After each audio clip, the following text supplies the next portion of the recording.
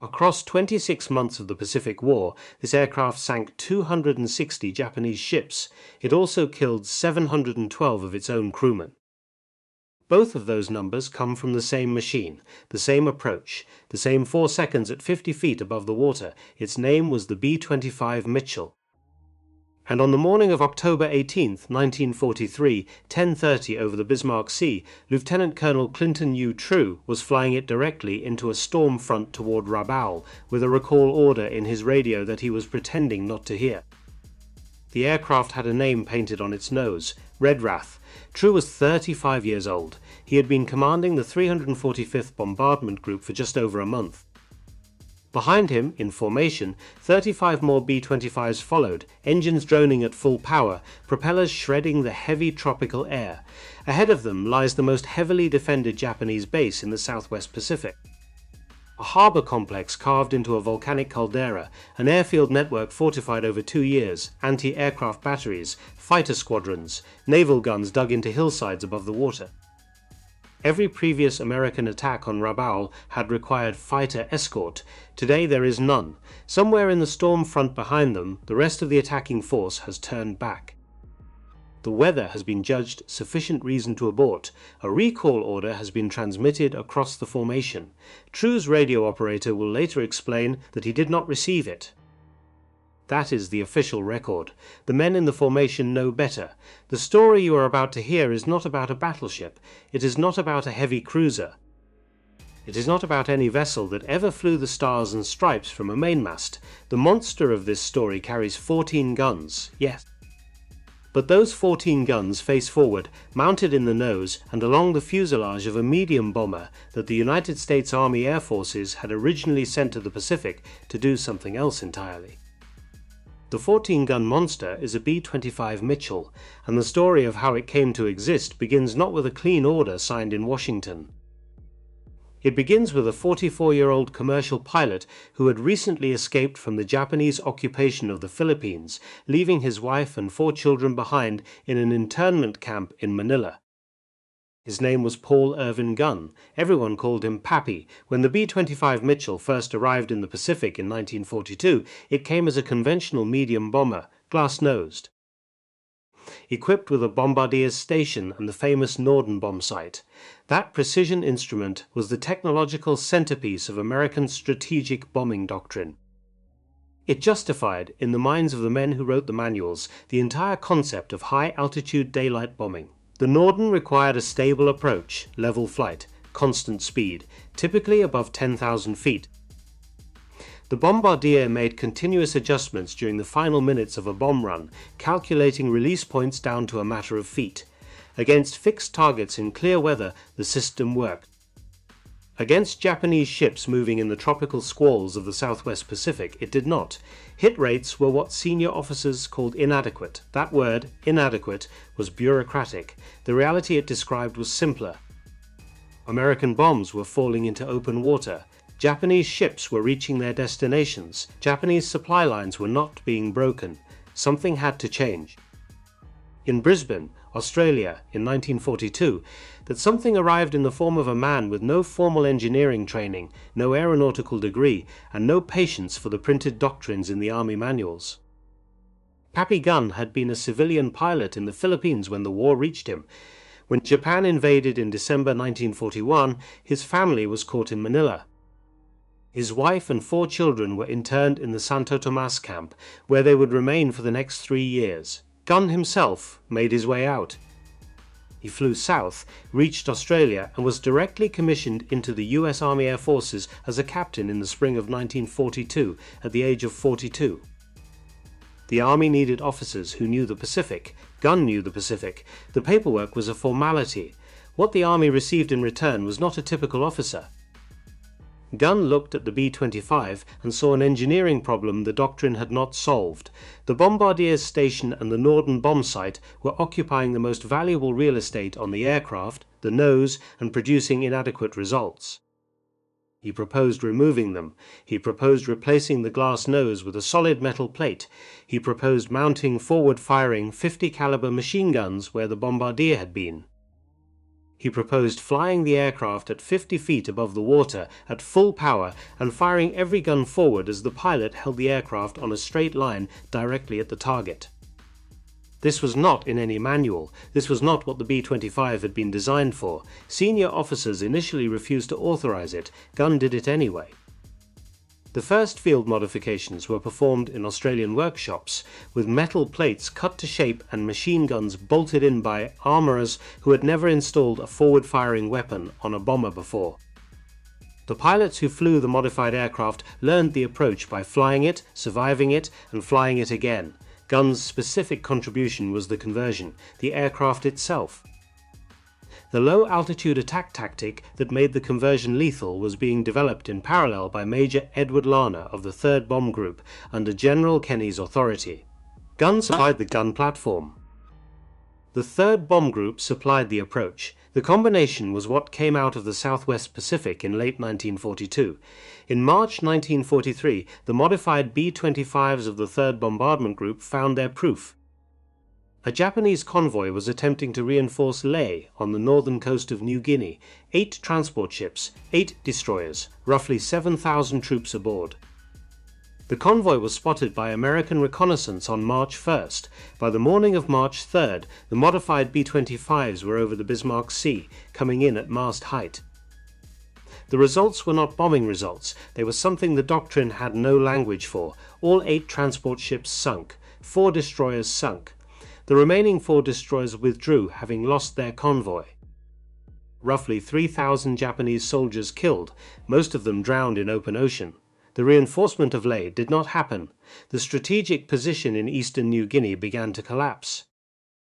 In 2 days, modified B-25s flying 50 feet above the water had destroyed an entire Japanese resupply operation. The Army Air Forces could not ignore this. Within months, the 345th Bombardment Group, originally slated for deployment to the European theatre under the 8th Air Force, was redirected to the Pacific. Their assignment was to fly the concept the 3rd Bomb Group had proved. What the 345th did with that assignment changed what the aircraft was. The factory configuration of a strafer B-25 was 8 forward-firing guns, 4 mounted in the solid nose, 2 on each cheek of the fuselage. By 1943 standards, this was already an extraordinary armament for a medium bomber. The 345th was not satisfied with 8. Armament crews at forward bases began bolting additional gun packages to the sides of the fuselage, 2 guns per package, 1 package on each side. Then they added what were called cheek installations, 2 more guns mounted high on the nose itself, just below the cockpit. The total on the most heavily modified aircraft in the group was 14. 14 Browning 50 caliber machine guns, all facing forward, all firing simultaneously when the pilot pressed the trigger. The aircraft they were bolted onto weighed approximately 30,000 pounds at combat load. Approach speed at mast height was 260 miles per hour. At that speed, at that weight, at 50 feet above the water, the math of what 14 forward-firing guns could accomplish in the brief seconds a target stayed in range was not complicated. It was unsurvivable. No exposed deck crew, no bridge with its windows intact, no anti-aircraft gun mount with men still working it. None of these could remain functional through the opening seconds of the approach. The aircraft did not need precision, it needed only to hold the line. That requirement, holding the line, is where the human cost of this story begins. In the 501st Squadron, the men called themselves the Black Panthers. A technical sergeant named Robert Casteel had taken his position as a radio gunner on a B-25 named Tin Liz. From his station in the rear of the aircraft, he could not see the target, he could not see the water rushing below. He could not see the Japanese ship filling the windscreen where the pilot sat. He could see only the inside of the fuselage, the light through the windows. And, when a run began, the shadow of the target passing overhead in less than a second. Casteel would fly 104 of these missions before the war ended. More than any other man in his squadron. He had not yet begun to count. In the 500th Squadron, the Rough Raiders, a first lieutenant named Thane Hecox had already worked his way up from co-pilot to commander of his own aircraft. He called it Jack Rabbit Express. Hecox had already proved he could fly the approach. In the late summer of 1943, in the waters off Rabaul, he had used the mast height profile to sink a Japanese corvette. A kill made at the altitude the manual said was impossible.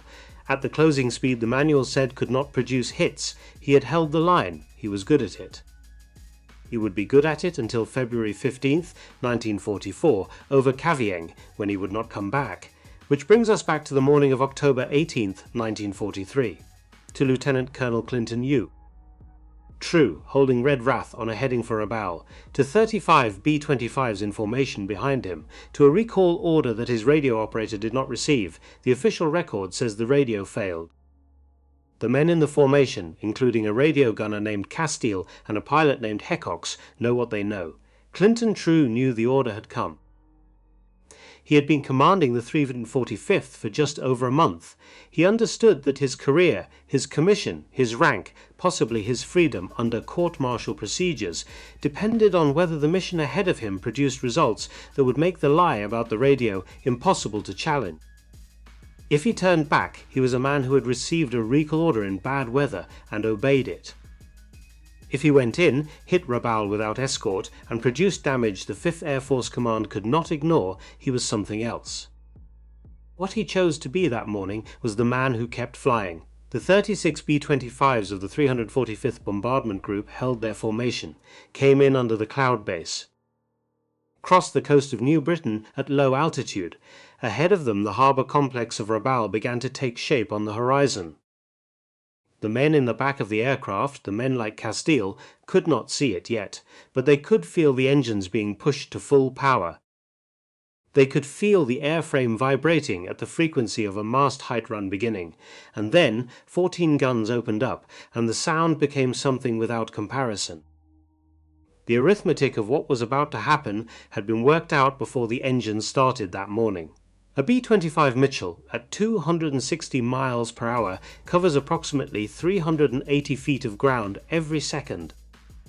A Japanese destroyer of the type the 345th encountered regularly ran between 300 and 350 feet from bow to stern. The time during which that destroyer occupied the effective forward-firing range of the aircraft, close enough for the guns to concentrate fire on the bridge, the deck crew, the gun mounts, the fuel storage, was approximately 4 seconds. 4 seconds, that was the run. A pilot who held the approach line purchased exactly 4 seconds of effect. He surrendered them if he broke early. Each of the 1450 caliber Browning machine guns aboard the most heavily modified aircraft fired at approximately 800 rounds per minute. 800 rounds per minute is approximately 13 rounds per second. 14 guns firing simultaneously produced approximately 180 rounds every second. Across 4 seconds of effective range, that was approximately 748 rounds delivered into the target. 748 rounds of 50 caliber ammunition in 4 seconds, each round capable of penetrating light armor plate, each round capable of igniting on contact with fuel storage.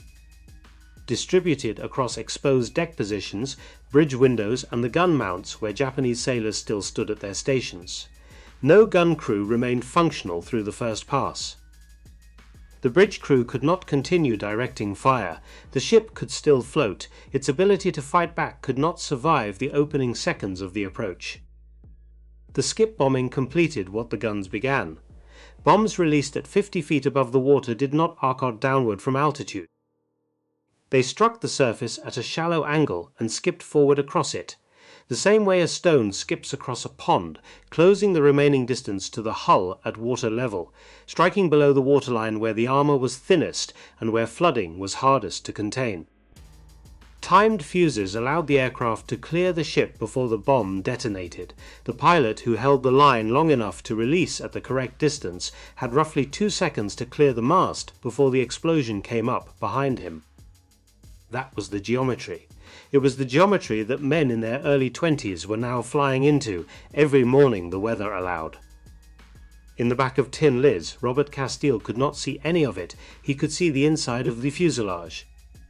He could see the light coming through the windows on either side of his station. When the run began, he could see the shadow of the target sweep across the upper canopy in less than a second. Silhouette of a Japanese ship moving above and behind him as Tin Liz cleared the mast. What he heard was the run, the engines at full power, the airframe vibrating at the frequency of 50 feet above water. The whine of the propellers reaching a pitch he had learned to associate with the seconds before the guns opened, and then the 14 guns opened.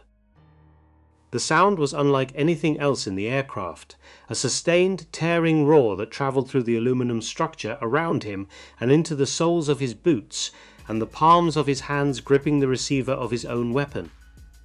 It was not separate gunshots, it was a single, continuous, undifferentiated noise. It lasted approximately 4 seconds, then it stopped, then the engines pulled the aircraft up, then Casteel was still alive. Then they were going home. There is nothing else to say about that part of the work. He did it 104 times. He was in his early 20s. He had not yet begun to count.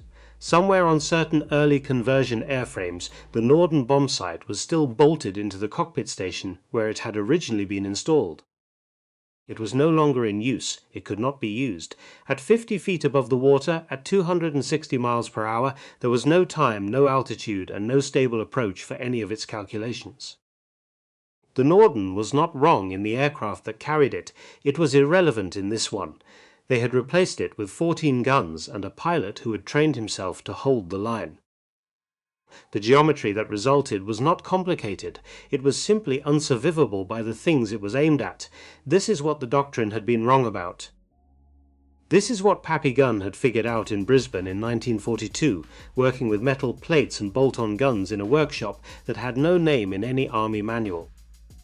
And this is what Lieutenant Colonel Clinton U. True was about to demonstrate on the morning of October 18, 1943, against Rabaul.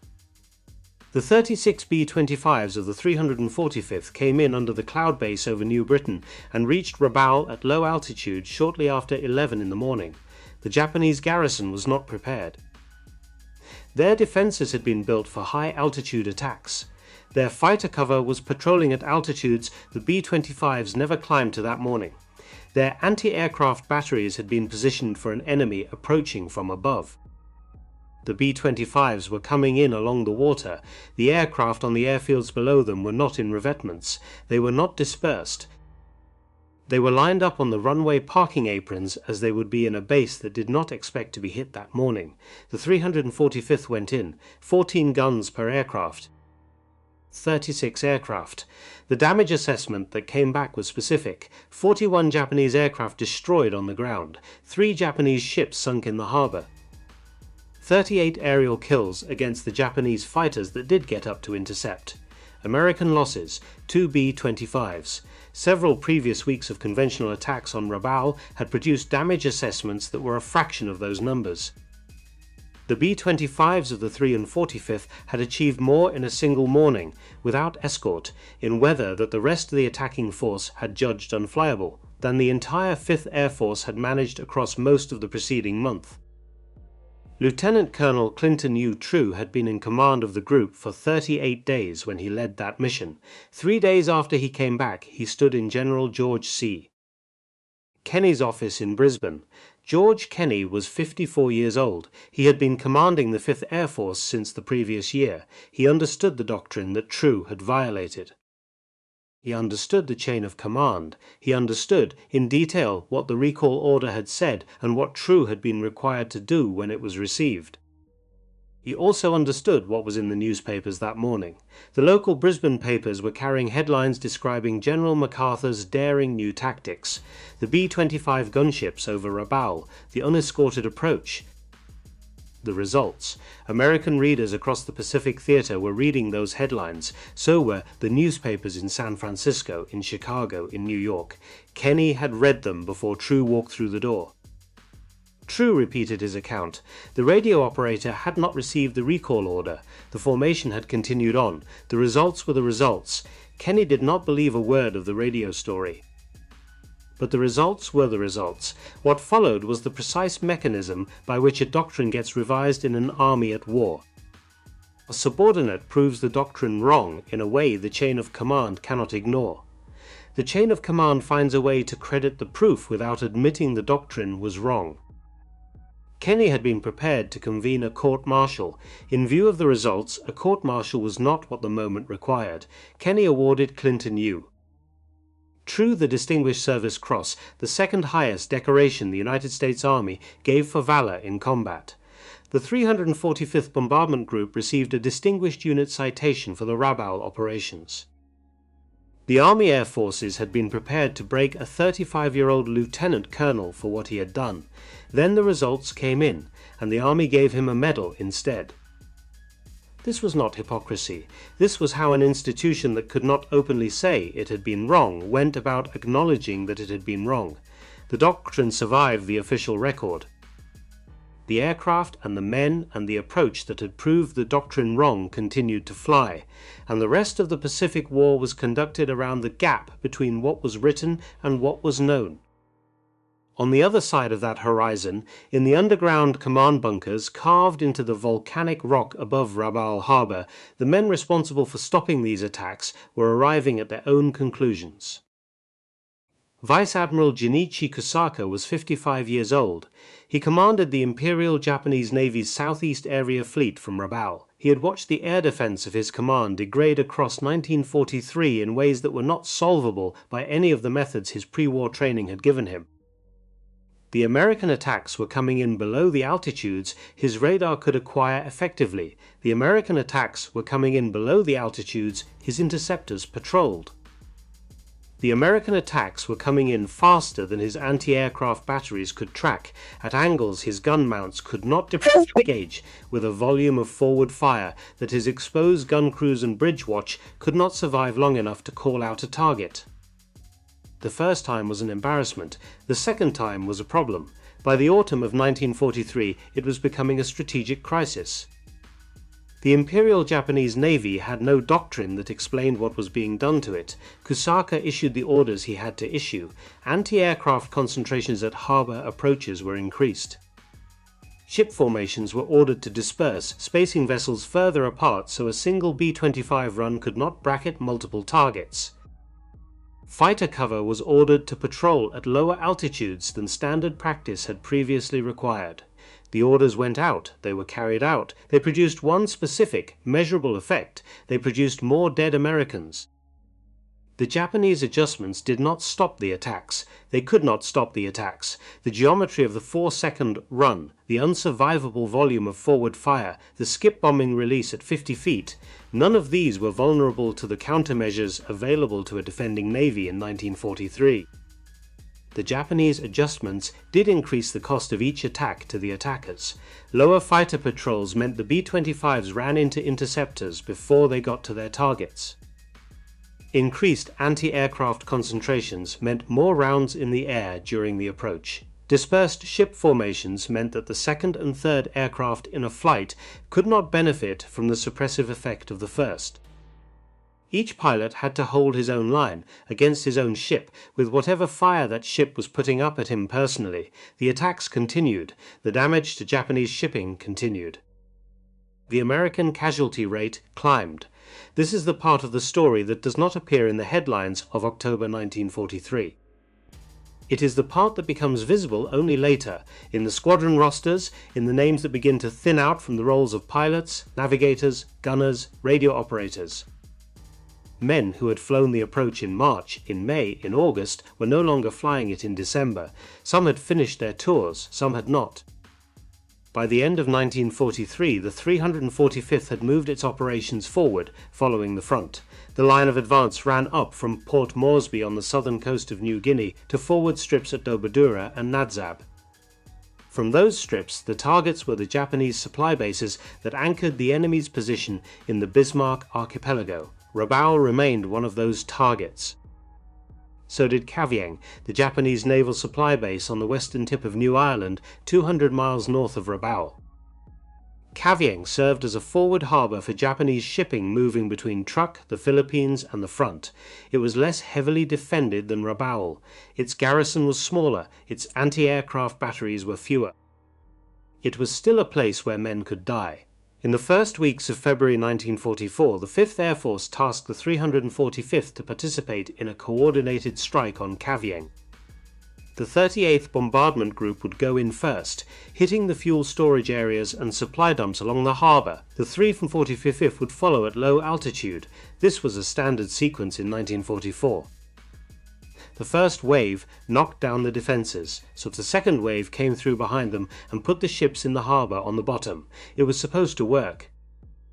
In Thane Hecox's logbook, by February of 1944, the entries had accumulated. Rabaul missions, New Britain missions, the corvette in the waters off Rabaul, a converted strafer named Jack Rabbit Express that he had flown for most of his Pacific tour. He was still good at the approach. He had not broken the line on any run he had flown. He was scheduled to fly Kavieng on February 15th. The 38th Bomb Group went in first that morning. They hit the fuel storage areas as planned. Drums of aviation fuel ignited and threw burning gasoline across the harbour approach. Supply dumps full of ammunition began to cook off. Dense black smoke from the burning warehouses rose into the approach corridor and closed around it. The 500th Rough Raiders, the 345th's lead squadron, came in behind them at 50 feet. What they flew into was not what their briefing had described. The supply dumps were still exploding. Drums of fuel were detonating and throwing debris into the air at altitudes between 0 and 100 feet. Burning material was rising on thermals through the approach path. The smoke had blackened the visibility down to feet. Hecox held the line. That was what he had been trained to do. That was what he had taught himself to do across the better part of a year of Pacific combat. That was what had sunk the corvette off Rabaul in the autumn. That was what made the geometry work. Jack Rabbit Express took a hit to the right engine. The damage assessment in the later records could not resolve whether it came from flak, from a piece of debris thrown up by the burning supply dumps, or from some combination of both. The records noted the engine was hit. They could not specify by what. At 50 feet, with one engine out, there was no altitude to trade for airspeed. There was no airspeed to buy altitude with. The aircraft went down in flames. Thane Hecox did not come back. 4 B-25s from the 345th did not come back from Kavieng that day. Here is what is hardest to say about Thane Hecox. He did not die from a mistake. He did not die because he broke the line, or hesitated, or failed at any of the things the approach required him to do correctly. He died because he held the line. The discipline that had made the 14-gun approach work, the refusal to break, the willingness to fly directly at something that was shooting at you and trust the geometry, was the same discipline that took him into the burning smoke at Kavieng on the morning of February 15th, 1944. It was the discipline that had sunk the corvette. It was the discipline that had made Rabaul possible. It was the discipline that killed him. In the squadron tents at Nadzab that night, the men of the 500th Rough Raiders took the news the way they took the news every time it came. They sorted the personal effects. They wrote the letters home. They got into their aircraft the next morning and flew the next mission. Robert Casteel was in his back seat on Tin Liz that next morning, in the 501st Squadron tent across the camp. He had flown his own missions to Kavieng that month. He had heard the news of the 500th's losses. There is no record that he discussed any of it. There is no record that any of them did. He climbed back into the radio gunner's position. The engine started. The airframe began vibrating at the frequency he had learned. The light came through the windows on either side of his station. He had not yet finished counting. He was somewhere between Mission 40 and Mission 60. The doctrine that had killed Thane Hecox was the same doctrine that would keep Robert Casteel alive across 60 more runs at 50 feet above the water. He would fly all of them. Robert Casteel kept flying, so did the rest of them. In June of 1944, Lieutenant Colonel Clinton U. True handed over command of the 345th Bombardment Group. He had led the group for 10 months. He had flown the unauthorized strike on Rabaul. He had taken the Distinguished Service Cross in Brisbane from General Kenny's hand. He had absorbed the casualty reports from Kavieng and the months that followed, signed the letters that went out to next of kin, and given the orders for the missions that would produce more of them. He had earned the rotation home. He took it. The group continued under new commanders. The aircraft did not change. The approach did not change. The men in the back seats did not change. What changed was the geography. From the forward strips in New Guinea, the line moved north, Biak, Owi, then Leyte in the autumn of 1944, then Luzon in the early months of 1945. The 345th followed the front, flying the same 50-foot run against the same Japanese shipping, in waters that the Japanese had once controlled and now could not. The targets became more heavily defended as Japan's position became more desperate. The home islands needed every drum of oil, every ton of rice, every reinforcement that could be loaded onto a hull and pushed north toward the Empire's last anchorages. The shipping lanes thinned. The remaining merchantmen began to be escorted by naval vessels in numbers that the early war supply runs had never required. The gun configurations did not change. The approach did not change. The Japanese ships still occupied the windscreen for approximately 4 seconds. On April 6, 1945, a 345th sweep caught a Japanese naval force in open water. A destroyer and 2 escorts, warships, not merchant vessels, gun crews who knew the approach profile by name and were watching the horizon for it specifically. They had read the same intelligence assessments their service had been generating for 18 months. They knew what was coming, they knew the angle, they knew the altitude, they had 4 seconds. The 14-gun aircraft made their runs at 50 feet. The destroyer and both escorts went down in that water. This is what is hardest to say about the late war in the Pacific. The Imperial Japanese Navy had learned, their gun crews had learned, their formation discipline had learned. None of it changed the geometry. None of it could change the geometry. They were defending against a problem their Navy had no doctrine for in 1945 as in 1943, and the volume of forward fire from a B-25 holding its line at mast height was not solvable by training or vigilance or courage. The Japanese had all 3. Their ships still went to the bottom. After the war ended, the Imperial Japanese Navy was asked to assess what had hurt it most. The assessment came back from naval officers who had spent their war defending against everything the United States had thrown at them. Submarine attacks on merchant shipping, carrier strike groups against fleet engagements, dive bombers and torpedo planes from the carrier air groups, long-range bombing from B-24s and later B-29s. When they assessed it, the B-25 gunship attack stood out for one specific quality. The American submarine campaign had sunk more Japanese tonnage overall. That was the largest single contributor to the collapse of the Japanese merchant marine, and the Japanese officers being interrogated knew it. But the 4-second run at 50 feet was the form of air attack their Navy had been most helpless against. Submarines could be hunted with sonar and depth charges.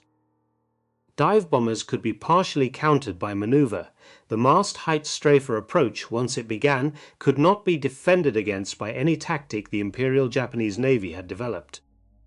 More unstoppable than the dive bombers, more versatile against a wider range of targets than the torpedo planes, that assessment came from the men who had been on the receiving end of it. Men like Vice Admiral Kusaka, who had watched the air defense of Rabaul collapse across 1943, men whose crews had stood at gun mounts that no fire discipline could keep alive. Men who had lost shipping in volumes that broke their Navy's ability to function as a Navy. The United States Army Air Forces had sent the B-25 to the Pacific as a medium-altitude level bomber. The Imperial Japanese Navy now told them, after the war, what those bombers had actually become. This is the part of the story that does not appear in the headlines from 1943 or 1945. This is the part that appears only in interrogation transcripts, in technical assessments, in the official records of an enemy navy that had been asked to look at the wreckage of its own war and identify which American weapon system had done the most of it. The answer was the converted B-25. The 345th's operational record confirmed the Japanese testimony: 260 ships sunk, 275 damaged, across 26 months of combat. 12.5 million rounds of ammunition expended, 712 men killed. Those two numbers belong in the same sentence: the ships and the men. the damage done and the cost of doing it. You do not get one without the other. There is no version of the 4-second run that produces only Japanese casualties. There is no version of the approach that does not require a man like Thane Hecox to hold the line until the line kills him. 712 men. They were in their early 20s and their late teens, mostly. A few of the senior officers were older. The radio gunners and the bombardier navigators and the turret gunners had been in high schools and farm fields and college dormitories 2 or 3 years before they died, flying mast height runs against Japanese harbors. Their letters home stopped arriving. Their families opened the telegrams. The army wrote the casualty reports. The newspapers ran the lists. The training pipelines back in the United States produced the replacement crews. The aircraft kept flying. The factory production line in California started building exactly what Pappy Gunn had improvised. In 1943, the converted strafer had been a field modification, performed at forward bases with bolted-on gun packages and improvised armor plate. By 1944, North American aviation had begun rolling B-25 jets off the line with the solid forward-firing nose built in from the factory floor. The engineers who had received the field modifications back at the company plant had stopped treating them as improvisations and started treating them as engineering specifications. The factory built 4,318 of them. 4,318. The Army Air Force's doctrine that had said medium bombers flew at medium altitude had now produced, at scale, an aircraft specifically designed to fly at 50 feet and fire everything it carried forward. The doctrine that had survived the official record had been quietly contradicted on the production line. The factory built what the Army had not originally asked for. It built it because the men who had proved it worked had already proved it worked. In the summer of 1945, the 345th was operating from the Philippines, flying armed reconnaissance over the South China Sea and along the Chinese coast. Targets that would have been beyond reach from New Guinea 18 months earlier. The Japanese merchant marine had been reduced to running coastal traffic in small craft, hugging shorelines, moving at night where the geography allowed it. The 345th hunted what was left. On the morning of August 15, 1945, the group was still flying. Some of the crews were in the air midway through their missions when the radios began to carry the news that the Empire of Japan had announced its acceptance of the Potsdam Terms. The Emperor's broadcast had gone out across Japan that morning. The war was ending. The 14-gun aircraft were still hunting. There is a particular weight to that fact. Not a dramatic one. A factual one. The 345th Bombardment Group was, on the morning of August 15, 1945, still flying armed reconnaissance missions against Japanese coastal shipping. They had been flying these missions for 26 months. They would fly the final ones on that day and stand down. The men who came back from those last missions had taken their last mast height approaches. They did not know it until the radios said so. Then they knew it. Robert Casteel had completed his 104th mission in early 1945. More missions than any other man in the 501st Squadron. He stepped out of Tin Liz for the last time, in his early 20s, with the war still going on around him and a transport home arranged.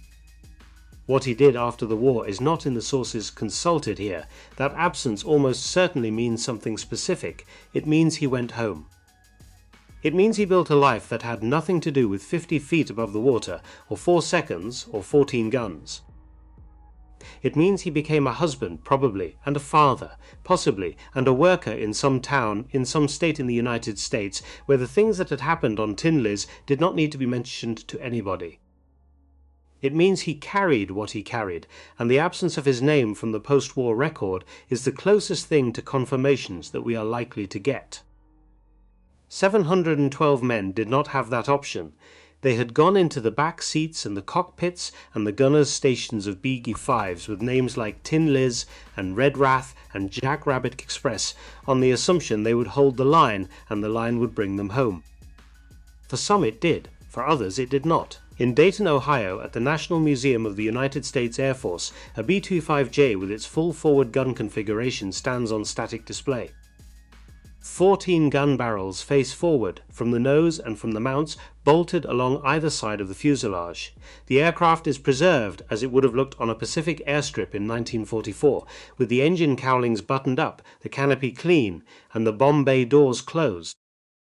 The aircraft is not moving. It will not move again. It will not fly at 260 miles per hour, 50 feet above the water, with a Japanese destroyer filling the windscreen and 4 seconds left on the approach. It will not feel the 14 guns open up and the airframe vibrate at the frequency that Robert Casteel knew from the back seat. It will not climb away from the mast and bring its crew home. Every ship it was built to destroy is on the floor of the Pacific. The pilots who held the approach are old men now, or they are headstones in cemeteries from California to Maine. The radio gunners who sat behind the nose and waited for the shadow to pass overhead are old men, or they are headstones. Thane Hecox is one of the headstones. So are 711 others. The aircraft in Dayton has no opinion about any of it. Its 14 gun barrels point at nothing in particular now. They are aimed across the museum floor, past the display ropes, toward an exit sign at the end of the hall, but they are still pointed forward. That was always the configuration. 14 guns facing the same direction at the same time, ready to put 180 rounds per second into whatever the pilot held the aircraft on. The pilot is not in the cockpit anymore. The aircraft sits on its tricycle gear with the propellers feathered and the cowlings closed. But the guns are still forward. Across 26 months of the Pacific War, that configuration sank 260 Japanese ships. It killed thousands of Japanese sailors. It broke the supply lines of an empire that had believed itself unreachable. It also killed 712 American airmen. Both of those numbers are real. Both of them happened. Both of them are part of what that aircraft in Dayton means when you walk past it and look at the 14 barrels and think about the geometry of 4 seconds at 50 feet above the water. There is nothing more to be said about it. The men who flew it have said what they were going to say. The records have been filed. The aircraft has been preserved. The Pacific is where it always was, and the Japanese shipping is on its bottom, and the war ended in August of 1945. The primary sources are out there. They are harder and more precise than any summary, and the 14 gun barrels in Dayton will look different to you after you have read what they were for.